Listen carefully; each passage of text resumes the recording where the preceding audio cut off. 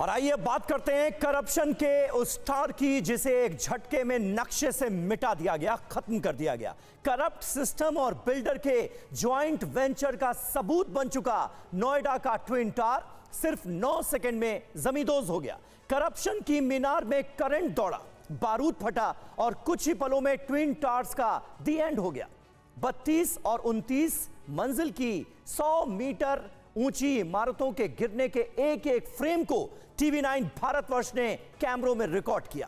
TV9 Bharatvarsh के कैमरों ने ट्विन टावर्स के गिरने के आखिरी 9 सेकंड की वो एक्सक्लूसिव तस्वीरें ली हैं जो आपको कहीं और नजर ही नहीं आएंगी। 10 साल तक नोएडा की प्राइम लोकेशन 93A में खड़े ट्विन टावर्स कैसे गिरे, एक एक पल की पूरी कहानी आपके सामने आने जा रही है। ये रिपोर्ट देखिए।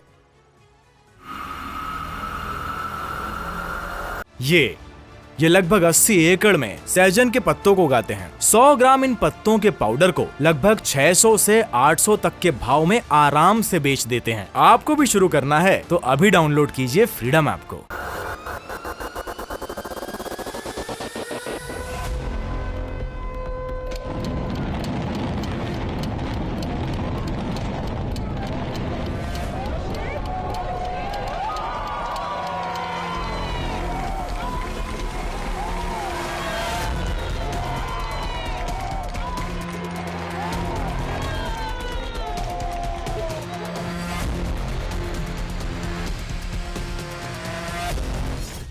ऐतिहासिक 9 सेकंड।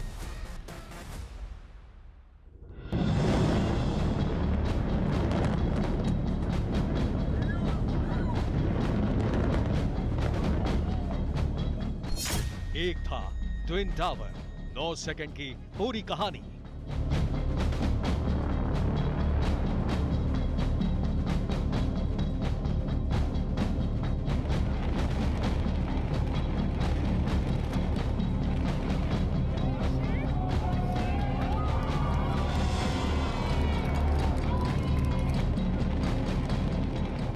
सिर्फ 9 सेकंड में करप्शन का प्रतीक बन चुके ट्विन टावर धूल बनकर हवा हो गए।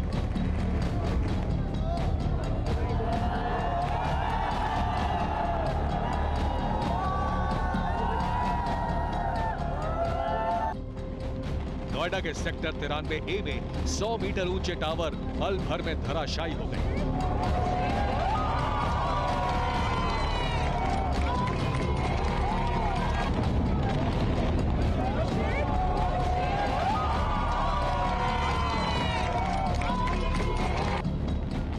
पलक झपकने से पहले ही दोनों गगनचुंबी इमारत ताश के पत्तों की तरह बिखर गई।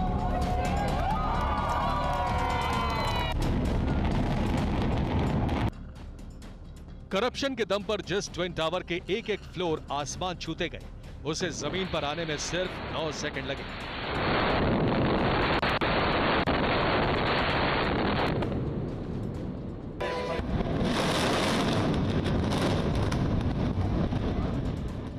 सेकंड पहले जिस जगह 32 मंजिल और 29 मंजिल के 2 टावर खड़े थे, धमाकों की गूंज के साथ दोनों टावरों का नामो निशान मिट गया।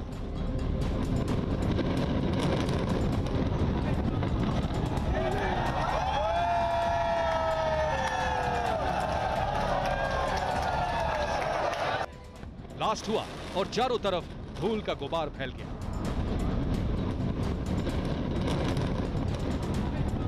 दोपहर ठीक 2:30 बजे काउंटडाउन स्टार्ट हुआ।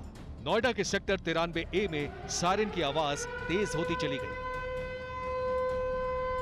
यह संकेत था कि ट्विन टावर में ब्लास्ट बस होने ही वाला है। सारे सिग्नल मिलने के बाद तेज ब्लास्ट हुआ।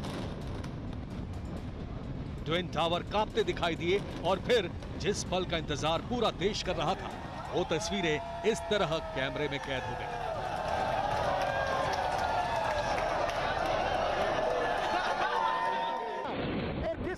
सब कुछ एक बार में सब जमींदोज, और यहाँ पर हैरान करने वाली बात कुछ भी नहीं है।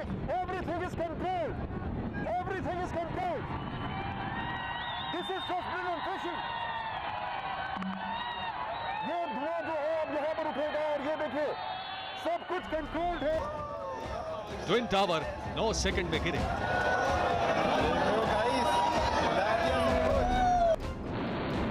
लेकिन इन्हें गिराने की तैयारी लंबी चली।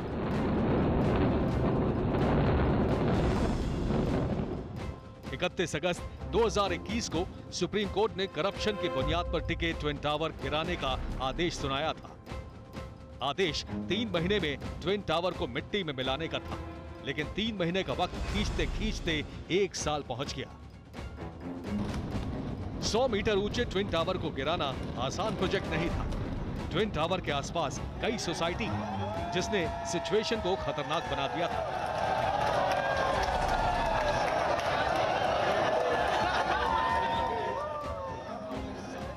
ट्विन टावर से महज 9 मीटर दूरी पर हाउसिंग सोसाइटी है, जिसमें 660 परिवार रहते हैं। ट्विन टावर से महज 19 मीटर दूरी पर जमीन के नीचे गैस पाइपलाइन जाती है, इसलिए इंजीनियर्स को ट्विन टावर की पूरी स्टडी करनी पड़ी।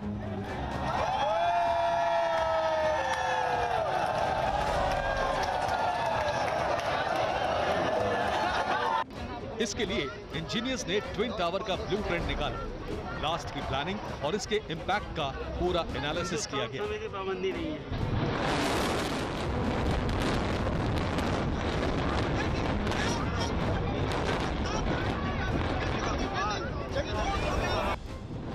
इसी के बाद ट्विन टावर गिराने वाली एडिफिस एजेंसी के एक्सपर्ट्स ने तय किया एपेक्स और सिया नाम के ट्विन टावर को गिराने के लिए कंट्रोल ब्लास्ट टेक्निक का इस्तेमाल किया जाएगा। इंजीनियर्स और एक्सपर्ट्स की कोशिश थी कि मलबा आसपास की बिल्डिंगों के ऊपर ना बिखरे। इसके लिए वाटरफॉल इंप्लोजन कोलैप्स मैकेनिज्म को अपनाया गया। इसी टेक्निक के आधार पर ट्विन टावर के ब्लास्ट डिजाइन किए गए थे।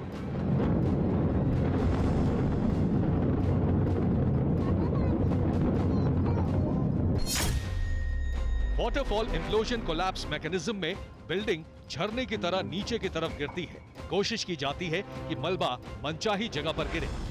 वाटरफॉल इंप्लोजन कोलैप्स मैकेनिज्म के जरिए दुनिया भर में कई हाई राइज बिल्डिंग्स को गिराया जा चुका है। अप्रैल 2019 में जोहानिसबर्ग में 108 मीटर ऊंचे बैंक ऑफ लिस्बन की इमारत को गिराने के लिए इसी टेक्निक का इस्तेमाल किया गया था।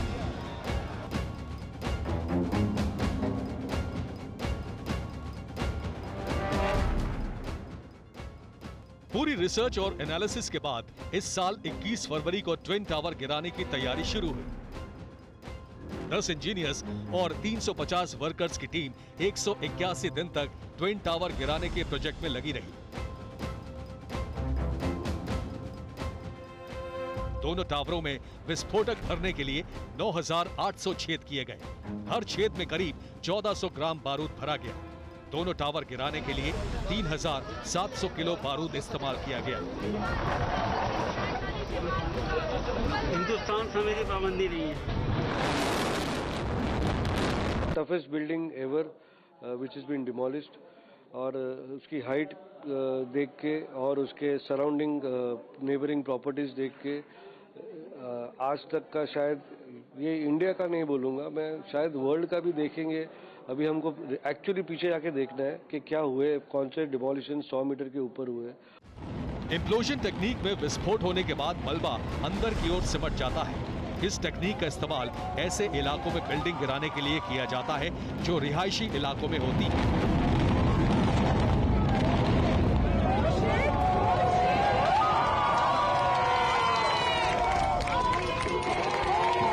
वाटरफॉल इंप्लोजन कोलैप्स मैकेनिज्म टेक्निक का फायदा ट्विन टावर गिराते वक्त साफ साफ दिखा।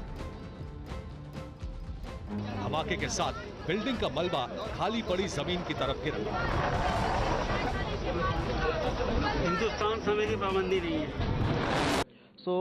विंड प्रेशर, जैसे जब हम कोई भी ब्लास्ट करते हैं तो जो एयर प्रेशर होता है, एयर प्रेशर से वो जियो टेक्सटाइल मटेरियल थोड़ा फटा है और थोड़े ग्लासेस भी टूटे होंगे, जिसका मुआयना वापस कल होगा और दे विल बी रिप्लेस्ड।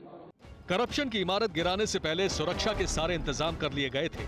आसपास की बिल्डिंग्स में रहने वाले करीब 7,000 लोगों को सेफ एरिया में पहुंचाया गया था। ब्लास्ट से पहले ट्विन टावर के पास की सोसाइटी में गैस और बिजली सप्लाई बंद कर दी गई। ट्विन टावर के ऊपर के इलाके को नो फ्लाई जोन घोषित किया गया। वहां विस्फोट से 15 मिनट पहले यानी दोपहर 2:15 पर नोएडा ग्रेटर नोएडा एक्सप्रेसवे को बंद कर दिया गया। एक्सप्रेसवे पर ट्रैफिक रोक दिया गया था। नोएडा पुलिस ने एहतियातन ग्रीन कॉरिडोर बनाए। किसी अनहोनी की स्थिति के लिए 6 अस्पतालों को स्टैंड बाय पर रखा गया था। एक्सप्लोजन जोन के पास एनडीआरएफ की टीमें तैनात की गई थी ताकि ब्लास्ट या उसके बाद किसी आपात स्थिति में तुरंत मदद पहुंचाई जा सके। सारी तैयारी होने के बाद पहला सायरन दोपहर 2 बजे बजना शुरू हुआ।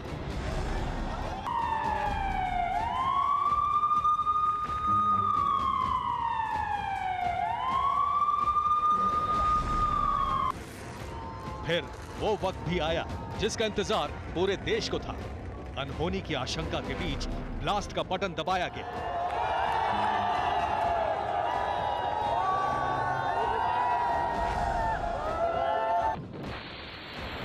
ट्विन टावर गिराने का काम जैसे तय किया गया था उसी के मुताबिक हुआ। कोई अनहोनी नहीं हुई। आसपास की हाउसिंग सोसाइटियों को कोई बड़ा नुकसान नहीं हुआ। सिर्फ एटीएस की दीवार में 10 मीटर का क्रैक आया है। घनी आबादी के बीचों बीच आसमान छूते टावर अपनी जगह पर जमींदोज हो गए।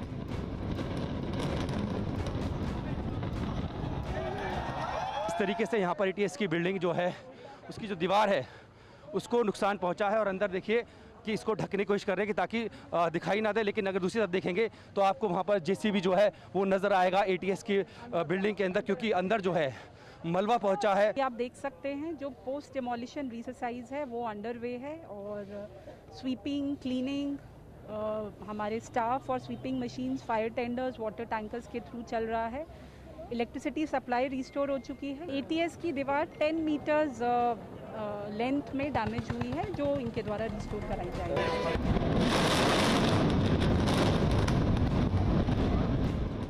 ट्विन टावर के पूरी तरह ध्वस्त होने के बाद कुछ ही मिनट में धूल का गुबार बैठ गया, जिसके बाद अगली कार्रवाई शुरू हुई। नोएडा में ट्विन टावर को गिरा दिया गया और उसके बाद आप देखिए जो दमकल की गाड़ियों का काफिला यहाँ पर पहुंचा है। लगभग 1 दर्जन से ज्यादा ये दमकल की गाड़ियां हैं जिनको यहाँ पर बुलाया गया है। ये काफिला यहाँ पर पहुंचा है जिनको स्टैंड बाय पर रखा गया था और जैसे ही ये ट्विन टावर को ध्वस्त किया गया तो अब यहाँ पर सबसे पहले एडिफिस के अधिकारी पहुंचे। धूल कम करने के लिए स्मॉग गन चालू किए गए। पानी की बौछार से हवा में मौजूद डस्ट को कम किया गया। यहाँ पर वाटर स्प्रिंकलर्स चलाए जा रहे हैं। यहाँ पर बाकायदा पानी का छिड़काव किया जा रहा है ताकि जो भी धूल का गुबार हो, जो हवा में धूल के कण हो, वो जल्द से जल्द बैठ जाएं। दूर तक आपको सिर्फ यहाँ पर वाटर स्प्रिंकलर्स नजर आएंगे पूरे सड़क पर। बिल्डिंग गिरने के कुछ मिनट बाद धूल का गुबार छटा तो दोपहर 2:42 पर नोएडा ग्रेटर नोएडा हाईवे आम लोगों के लिए खोल दिया गया।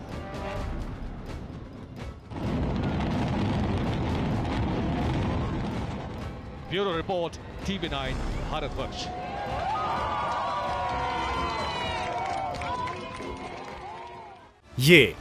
ये लगभग 80 एकड़ में सहजन के पत्तों को उगाते हैं। 100 ग्राम इन पत्तों के पाउडर को लगभग 600 से 800 तक के भाव में आराम से बेच देते हैं। आपको भी शुरू करना है तो अभी डाउनलोड कीजिए फ्रीडम ऐप को।